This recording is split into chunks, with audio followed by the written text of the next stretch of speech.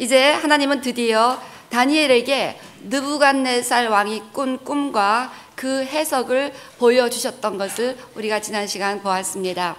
이 놀라운 하나님의 응답 이후 다니엘이 어떻게 반응하는가를 오늘 본문이 기록하고 있는데, 그 반응들을 보면서 정말 다니엘이 하나님께 영광 돌리기를 소원하는 자이구나 라는 사실을 알 수가 있었습니다. 하나님께서 인간을 창조하신 목적은 하나님의 영광을 위하여라고 말씀하고 계십니다. 그래서 이사야서 43장 7절 말씀처럼 내 영광을 위하여 창조한 자를 오게 하라. 그리고 그 웨스트민스터 성경 소요리 문답 제1문 사람의 제일 되는 목적이 무엇인가, 이거에 대해서 사람의 제일 되는 목적은 하나님을 영화롭게 하는 것과 영원토록 그를 즐거워하는 것이다 라고 말씀합니다. 그래서 성경은 우리가 하나님께 영광 돌리는 방법들에 대해서 여러 가지로 설명하고 있습니다. 고린도전서 10장 31절은 너희가 먹든지 마시든지 무엇을 하든지 다 하나님의 영광을 위하여 하라. 그러니까 여러분의 삶을 심플하게, 나는 범사에 어떤 순간에도 하나님께 영광 돌리기 위하여 살아간다 라는 분명한 목표를 가지고 살아간다면 여러분의 삶이 더 쉬워질 줄로 믿습니다. 그래서요, 오늘 다니엘서 본문 가운데 다니엘이 어떻게 하나님께 영광 돌리는 삶을 살아가는가를 세 가지 각도에서 살펴보겠습니다. 먼저 다니엘은 이 놀라운 레벨레이션을 받은 이후에 그 레벨레이션을 가지고 하나님께서 주신 이 놀라운 그 환상을 가지고 바로 느부갓네살 앞에 달려가서 느부갓네살 왕이여 내가 이런 거 받았다고 막 얘기하고 싶은 게 얼마나 간절했겠습니까? 근데 he paused to praise God. 잠시 쉬면서 하나님께 먼저 찬송을 드렸다는 것을 기록하고 있습니다. 제일 첫 번째 반응은 하나님께 찬송을 드렸다는 것입니다. 여러분이 정말 하나님께 영광 돌리는 삶을 살아가신다면 범사에 무엇보다도 우선순위로 하나님을 찬양하고 예배하는 삶을 살아가시기를 바랍니다. 사실 이것은 쉬운 일이 아닙니다. 여러분 누가복음 17장 보면 예수님께서 10명의 문둥병자를 고쳐주셨어요. 그러면 다 와서 하나님께 땡크가 할 줄 알았는데 오직 한 명만 one out of 10 한 명만 와서 예수님께 감사를 드렸습니다. 그랬더니 우리 예수님께서 그렇게 말씀하셨습니다. 내가 문둥병자 17절이었나요? 내가 문둥병자 10명을 고쳐주었는데 나머지는 다 어디로 갔느냐, 그렇게 말씀해 주셨습니다.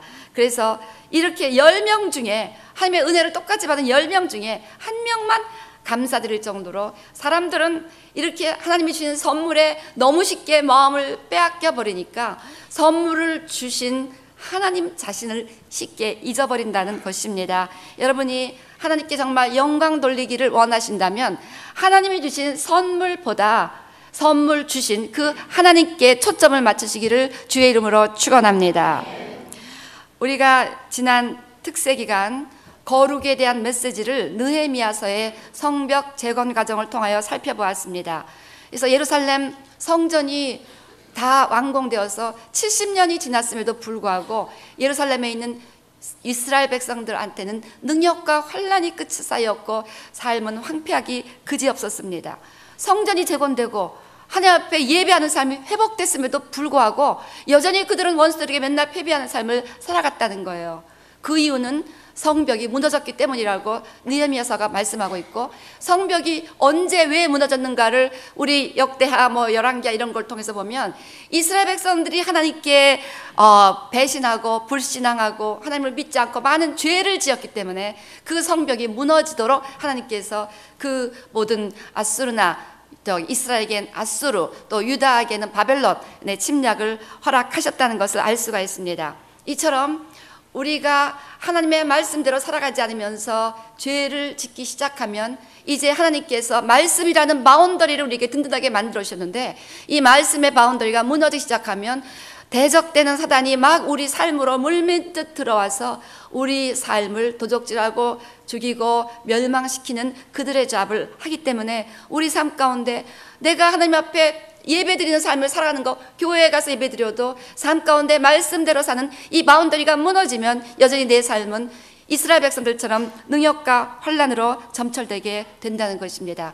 그래서 성령님이라는 의미가 있는 느헤미야가 그들의 성벽 가정을 도와주었듯이 성령께서는 우리에게 오셔서 우리 삶에 무너진 삶의 바운더리를 회복시켜 주면서 말씀대로 살아가는 삶의 거룩을 회복시켜 주시면서 우리의 삶을 회복시켜 주시러 성령님께서 오셨다는 것을 지난 일주일간 우리 특세를 통해서 보았는데요. 이 성벽이 완성됐을 때, 드디어 느헤미야를 통해서 예루살렘 성벽이 완성되었을 때 느헤미야가 한 첫 번째 그 역사를 느헤미야 7장 1절에서 이렇게 말씀합니다. 즉 느헤미야 7장 1절 말씀 보면 문을 지키는 자, 노래하는 자를 느헤미야가 선택했다는 것을 알 수가 있습니다. 즉 우리가 이렇게 무너진 삶의 바운더리가 하나님의 은혜로 회복되어서 예루살렘 성벽이 회복될 때 저들이 처음으로 하나님 앞에 찬양하는 자, 문 지키는 자를 세웠던 것처럼 우리 삶이 회복되고 거룩이 회복되면 나도 모르게 마음 안에서부터 찬양이 주님 앞에 올라가게 되어 있다는 것입니다. 그러니까 여러분들이 나도 모르게 막 중심으로 입에서 찬양이 나오고 마음에서 찬양이 나오면 여러분들은 하나님의 보호 가운데 거룩이 회복되면서 주님과 아름다운 관계를 누리며 살아간다는 것을 의미합니다. 근데 여러분들의 마음에 찬양하고 싶은 마음이 없고 그냥 일어서서 찬양하면 막 짜증스럽고 그냥 찬양이 형식적으로 입만 뻥긋뻥긋 벌리는 이런 수준이 된다면 여러분들은 여전히 삶에 무엇인가 하나님과의 관계에서 말씀의 바운더리가 무너져서 성령님께서 이 말씀의 바운더리로 살아가는 삶을 회복시키지 못하셨다는 것을 의미한다고 보겠습니다. 이렇게 돼서 성벽이 다 준공되어서 봉헌하는 날이 왔습니다. 그 예루살렘 성의 봉헌식이 느헤미야서 12장에 자세하게 기록되어 있었는데 그 예루살렘 성벽 봉헌식 장면은 처음부터 마지막까지 감사하는 자, 찬양하는 자, 노래하는 자, 악기 잡은 자가 주님을 얼마나 전심으로 기쁨으로 찬양했는가에 대한 기록으로 가득 차 있습니다. 예를 들어서 우리 느헤미야 12장 28절, 29절 이렇게 사람들이 하나님을 찬양하고 있는 것이 기록되어 있습니다. 성벽 복원식 때 이에 노래하는 자를 예루살렘 사방들과 또 도바 사람의 동네에서 모여들고 또 29절도 노래하는 자들은 자기를 위하여 예루살렘 사방에 동네를 세웠습니다.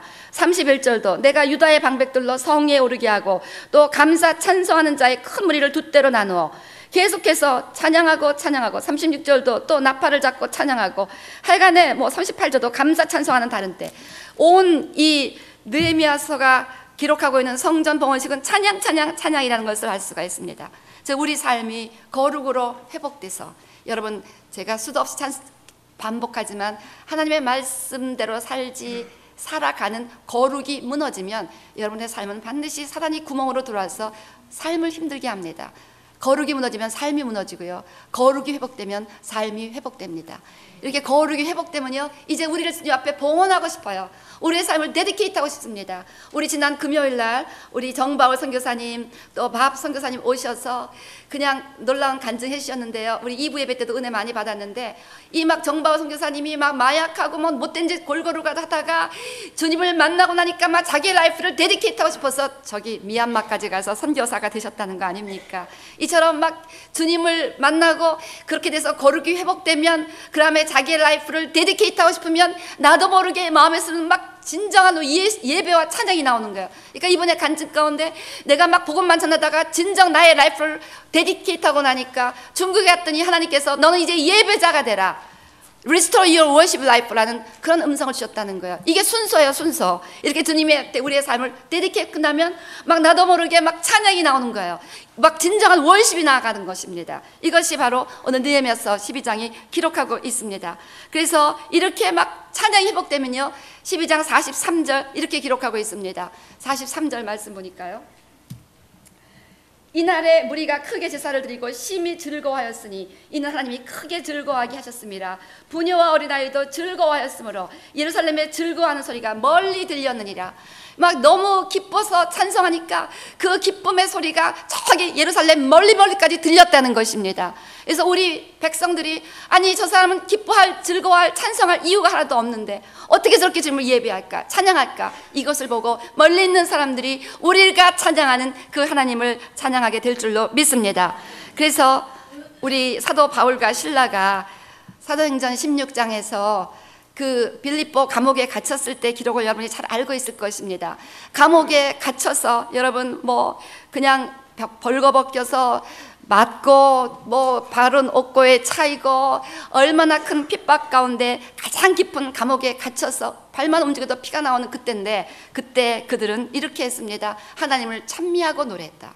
여러분, 그 죽을 지경, 언제 내일 죽을지 오늘 죽을지 모르는 상황이었습니다. 두들겨 맞고 아프고 고통스럽고 움직이면 하면 발에서 피가 나는 그런 극심한 고통 가운데 저들이 한 것은 주님을 찬양했다는 것입니다. 이 찬양이 얼마나 파워풀했는지 우리 사도행전 16장 26절 말씀처럼 막 호련히 지진이 나서 옥토가 움직이고 문이 열리고 사람들이 메인 것이 다 벗어진 것입니다. 막 그 가장 힘들 때 중심으로 주님을 하는 찬양이 so powerful that he shook the prison. 약간 막 지진이 나가서 다 그 사람들이 자유케 될 수가 있었다는 것입니다. 그래서 결국은 이 어려움을 통해서 오히려 간수와 그 모든 가족들이 세례받고 구원받는 역사가 일어났습니다. 이처럼 우리가 범사에 감사하는 자가 되시기를 주의 이름으로 축원합니다. 하나님을 정말 영화롭게 하고 싶다면 항상 어떤 때, 좋은 때든지 나쁜 때든지 뭐 괴로울 때든지 슬플 때든지 내가 주님을 찬양하리라 결심하시기를 주의 이름으로 축원합니다. 우리의 삶의 목적은 그냥 주님을 영화롭게 하는 것이니까, 찬양이 주님을 영화롭게 한다고 그랬으니까 그냥 어떤 순간에서든 여러분들이 주님을 찬양하신다면 여러분들은 그 삶의 목표를 이루게 되는 줄로 믿습니다. 본문에서 다니엘의 감사 찬성의 내용을 보면요, 먼저 하나님의 일반적인 속성을 찬양합니다. 나에게 뭐 하나님이 나쁜 일을 해주신 것 같아도, 좋은 일이 아닌 것 같아도 주님이 주님이시기 때문에 because God is God, because God who He is, 우리는 주님을 여전히 찬양할 수가 있다는 거예요.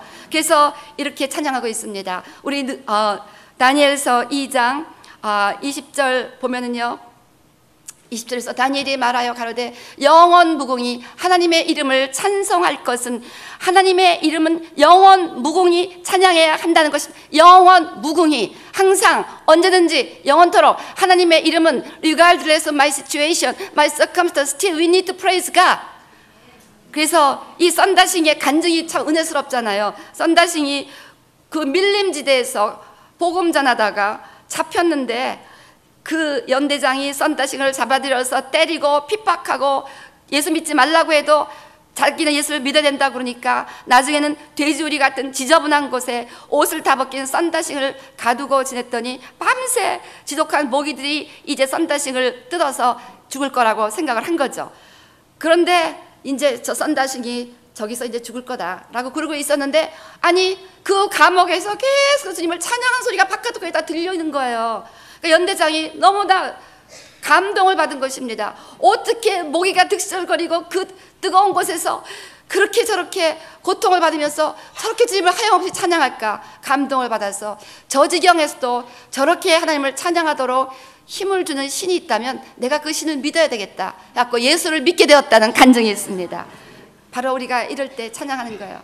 지난번에 우리가 전기가 끊어져서 여러 성도님들이 고난을 받았는데 몇몇 분이 저에게 전화해서, 목사님 저는요 이럴 때 감사했어요, 이럴 때 찬양했어요, 그리고 더 주님을 더 가까이 갈 수 있는 기회가 돼서 주님 앞에 더 감사해요, 뭐 이런 분들이 있더라고요.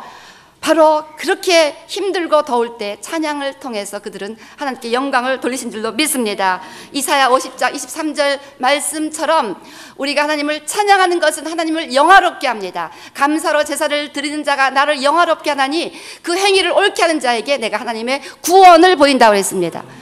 감사로 주님을 제사 지내고 찬양할 때 하나님께서 그 구원의 역사를 이루실 줄로 믿습니다.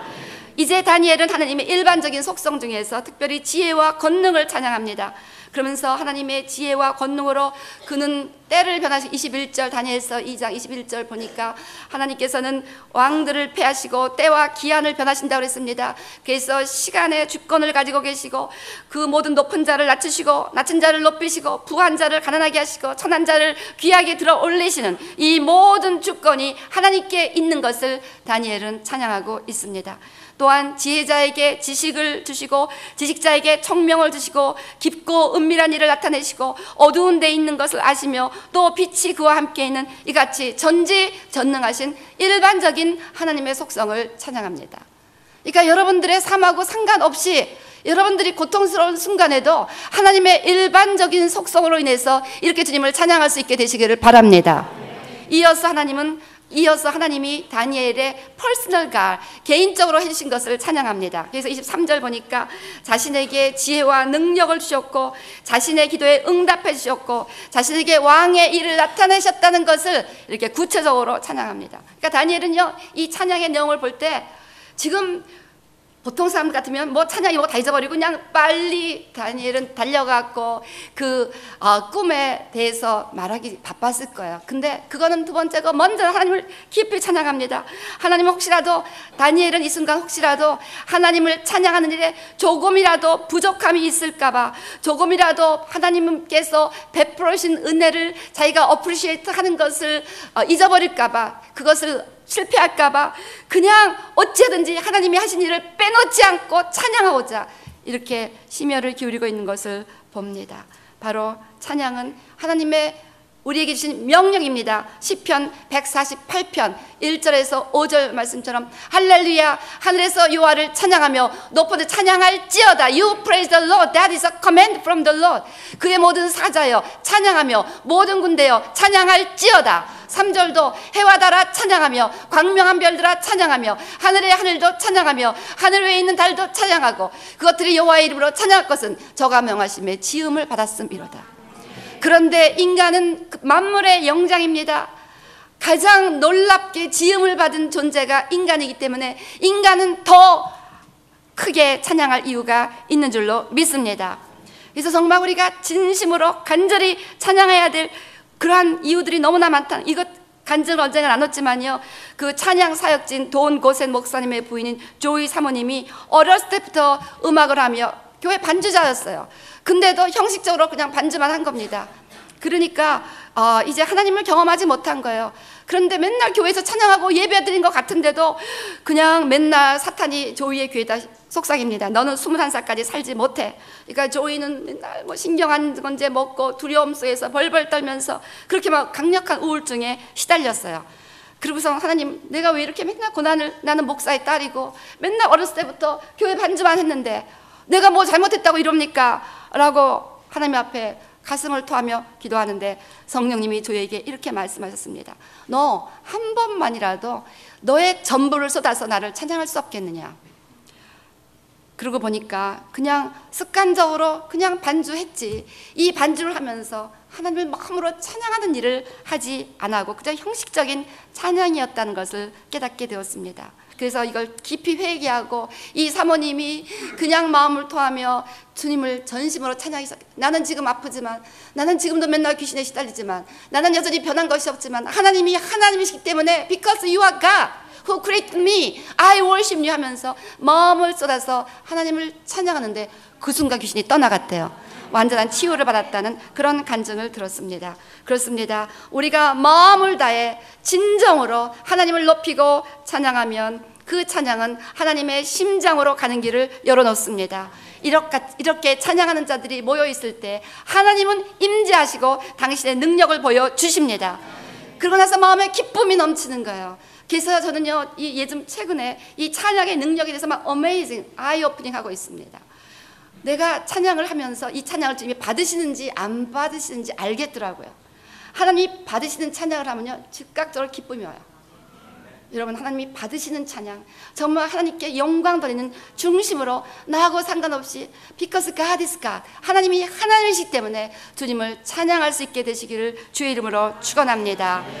이렇게 찬양을 통해서 주님께 영광 돌리고 나머지는 이웃에게 선을 베풀며 하나님께 영광 돌리고 세 번째는 이웃에게 하나님을 증거하며 하나님께 영광을 돌릴 수가 있습니다. 그래서 다니엘은 찬양을 한 후 빨리 하류에 가서 이 박사들을 죽이지 말라고 다니엘서 2장 24절 말씀합니다. 다니엘은 자기만 살아나는 것이 아니라 이 바빌론 박사들도 살려야 된다고 생각한 거예요.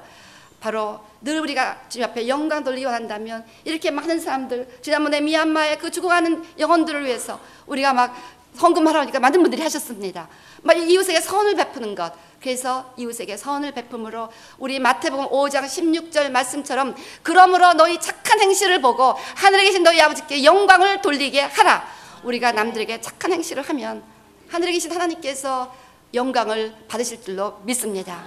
그래서 이웃의 선을 베풀고, 그 다음에 세 번째, 이 다니엘은요, 그 다음에 느부갓네살 왕 앞으로 인도를 받아갔고 25절 26절 빨리 네 해석을 알게 하라 라는 식으로 말씀할 때 이 다니엘은 27절부터 30절 보니까요, 오직 하나님께만 영광 돌리고 하나님만을 증거하고 싶은 그의 간절한 소원이 너무나 잘 나타나 있습니다. 다니엘이 왕 앞에 대답하되 왕이 물으신 바 은밀한 것은 박사나 술객이나 박수나 점장이가 능히 왕께 보일 수 없으되 오직 은밀한 것을 나타내실 자는 하늘에 계신 하나님이시라. 그냥 하나님만 나타내는 거야. 하나님만. 그가 느부갓네살 왕에게 후일에 될 일을 알게 하셨나이다. 그가 알게 하셨나이다. 그러면서 왕의 침상에 나가서 장래일을 생각하실 때 은밀한 것을 나타내신 이가 장래일을 왕에게 알게 하셨사하며 내게 이 은밀한 것을 나타내시면 내 지혜가 다른 인생보다 나은 것이 아니라 오직 그 해석을 왕에게 알려서 왕의 마음으로 생각하던 것을 왕으로 알게 하려 하심이니이다 하면서 그 순간 어찌하든지 하나님을 증거하고자 최선을 다하는 모습을 봅니다. 이처럼 오늘 다니엘의 삶 가운데서 어떻게 하나님과 영광 돌리는가 세 가지를 보았습니다. 찬양을 통해서 이웃을 축복함으로, 그다음에 그 하나님을 열렬히 증거함으로. 우리가 오늘 선교사님들이 여러분 방문하셨어요. 그래서 우리 티니지아에서 최철목 선교사님은 2년 전에 제가 북아프리카 선교대에 갔을 때 만난 선교사님이시고, 또 우리 미얀마에서 오신 밥 선교사님이나 또 우리 정바울 선교사님은 또 우리 엄명희 목사님을 통해 소개를 받았습니다. 두 분의 간증은 지난 금요일 날 들었기 때문에 오늘 우리 티니지아에서 오신 최철 목사님이 정말 하나님께 영광 돌리기 위해서 그 아프리카 티니지아에서 15년을 자기의 인생을 헌신하며 이웃에게 선을 베풀고 하나님을 증거하는 이 리빙 이그젬플을 우리에게 간증으로 말씀해 주시겠습니다. 우리 나오실 때 한번 감사의 박수 드려주시기를. 그냥 다 보실 분들은 보시고 보신 분들은 그냥 돌아가셔서 친교를 나눠주시기 바랍니다. 이제는 나를 위하여 생명을 버리신 우리 주 예수 그리스도의 무한하신 은혜와 하나님 아버지의 극진하신 사랑과 성령의 내주하시고 교통하시고 충만케 하시며 영혼을 구원하는 역사가 이제 하나님의 영광을 위하여 살아갈 것을 굳게 다짐하고 떠나가는 우리 모든 성도님들과 이를 위하여 헌신하고 계시는 우리 최철 선교사님, 또한 정바울 선교사님, 그리고 밥 선교사님과 그들의 삶부터 영원토록 함께 하시기를 간절히 축원합니다.